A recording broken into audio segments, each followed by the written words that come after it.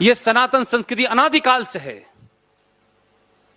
यह बात अलग है कि हमको 1947 में पढ़ाया गया कि भारत जो है 47 में बना, तो क्या कुंभ का मेला 1947 से शुरू हुआ था? इस देश की तमाम चीजें, चाहे वो जंगल हो या नदियां हो, वो आपकी संस्कृति का हिस्सा है। कुछ लोगों के लिए नदी गंगा हो सकती है, लेकिन आपके लिए गंगा पूजनीय है। इसलिए कि नहीं कि आप गंगा को भी पूछते हैं, कैसे मूर्ख लोग हैं, गंगा को भी पूछते हैं, पेड़ों को भी पूछते हैं, क्योंकि आप इस ब्रह्मांड में जो भी कुछ है, इस कायनात में जो भी कुछ है, उसके हिस्से हैं। यह कायनात आपके लिए नहीं बनी है, आप सिर्फ इसके एक छोटे से हिस्से हैं, बस। इस संस्कृति में और एक दूसरी संस्कृति है जो यह कहती है कि इस कायनात में जो भी कुछ है सिर्फ तुम्हारे लिए है, तुम इसका जैसे चाहो दोहन करो। इसका मेल कैसे हो सकता है? लिहाजा उस शख्स को लगा कि देश बट गया, लाखों लोग मारे जा रहे हैं। वो आया दीवाने की तरह और उसने आके गोली मार दी। उसको उसकी सजा मिली और मिलनी चाहिए, लेकिन इस ईमानदारी के ऊपर बात कहने में लोगों को क्यों प्रॉब्लम होती है भाई?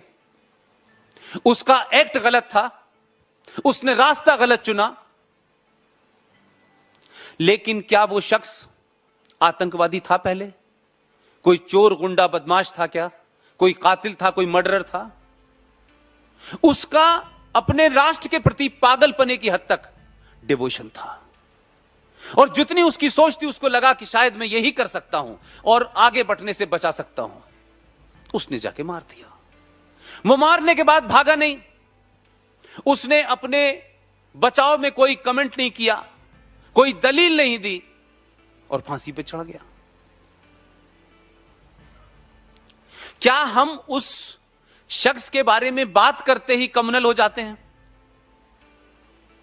और यह अजीब बात है कि जब तक दूसरी सोच के सत्ता पे लोग रहते हैं तब तक जिक्र नहीं होता।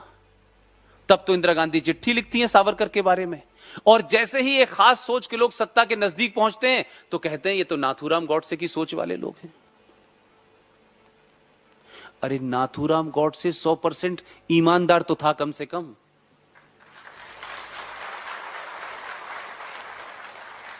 उस पर डिबेट कर सकते हैं आप, पूरा स्पेस है आपके पास डिबेट कर, और 70 साल से डिबेट हो रही है। लेकिन इस पक्ष पे डिबेट क्यों नहीं हो रही है भाई?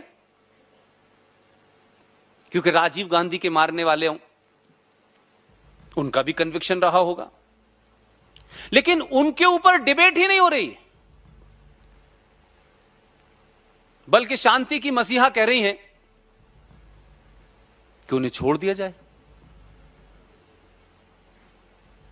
क्योंकि वो सिर्फ उनके शौहर नहीं थे। यह गलतफहमी निकाल दे दिमाग से कि किसी खातून के वो शौहर थे राजीव गांधी। राजीव गांधी देश का प्रधानमंत्री था, इसलिए चिंता है कि वो लोग छोड़े ना जाएं। लेकिन क्योंकि आपके शौहर थे तो अब आप ये तय करेंगी कि नहीं, उनके कातिलों को छोड़ दिया जाए। इस देश के अंदर मैसेज दिया जाए कि प्रधानमंत्री को मारने के बाद यह देश छोड़ देता है। अब इस पे कोई सीबीआई का आदमी किताब लिख दे तो वो राइट विंगर हो जाता है। नौकरी कर रहा होता है अच्छा खासा आदमी, लेकिन जैसे ही कोई सच बोलता है कहते हैं राइट विंगर है। तो सच बोलना अगर राइट विंगर है और नेशनलिस्ट है, तो मैं कहता हूं पूरे देश को जो है फिर सच बोलना चाहिए।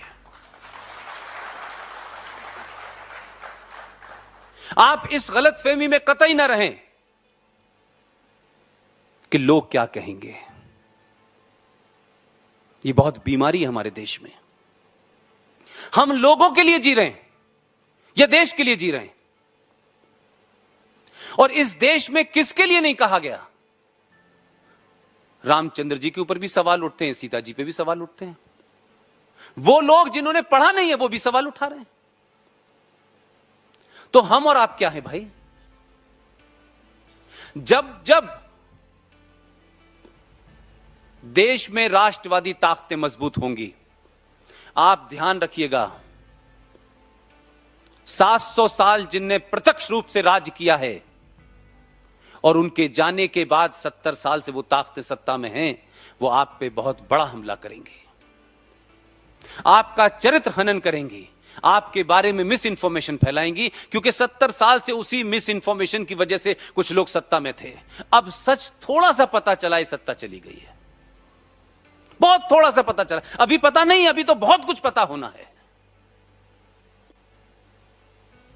कश्मीर की समस्या, कश्मीर प्रॉब्लम, कश्मीर में ये, कश्मीर में वो, पूरा दुनिया जो है कश्मीर की तरफ देख रही है। और अब तो आप समझते हैं कि कश्मीर हमारे देश में सब जगह चर्चा का विषय बना हुआ है, क्योंकि वहां अल्ट्रा राष्ट्रवादी लोगों ने उपद्रव मचा रखा है।